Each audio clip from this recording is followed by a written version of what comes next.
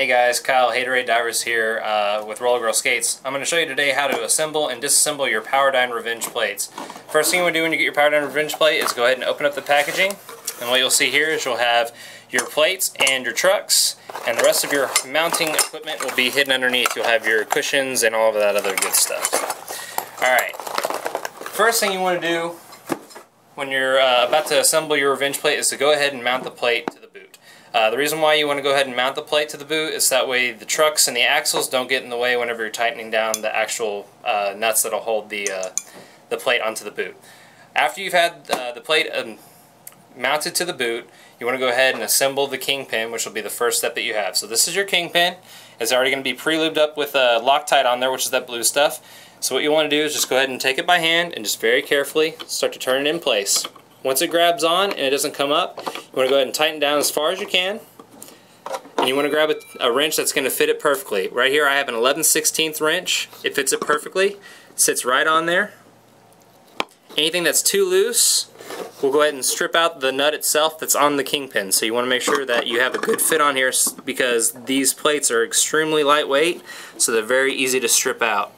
So you want to go ahead and spin this down.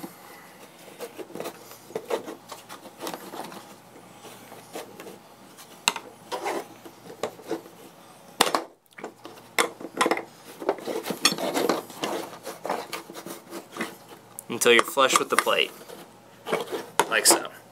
The next step, you want to go ahead and assemble your cushions. With your cushions, you're going to have some spacers that are going to come on the top and the bottom. So this is the bottom spacer right here. It's a little bit bigger than the one that's going to go on the top. So you'll put your bottom spacer on, take your cushions, you'll have your top or your bottom cushion right here. It's going to be a little bit wider and thicker, and you're going to have your top cushion that's going to come to a cone shape on the top. So you'll take your cushion and go ahead and push down on it. And these are pretty grippy, so you got to use some force to get them down.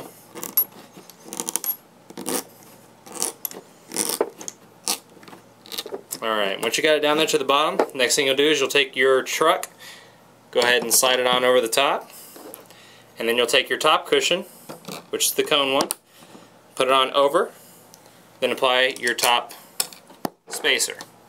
The next thing you want to do is take the nut and go ahead and lock it down on top. Again, spin it with your finger until it grabs on, and then you can use your reflex tool to go ahead and tighten it the rest of the way.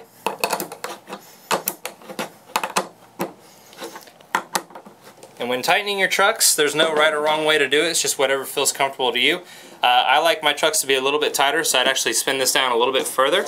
But the good way to test it is to go ahead and just take it and run your hands back and forth, and you can see how much play you're going to get out of the truck.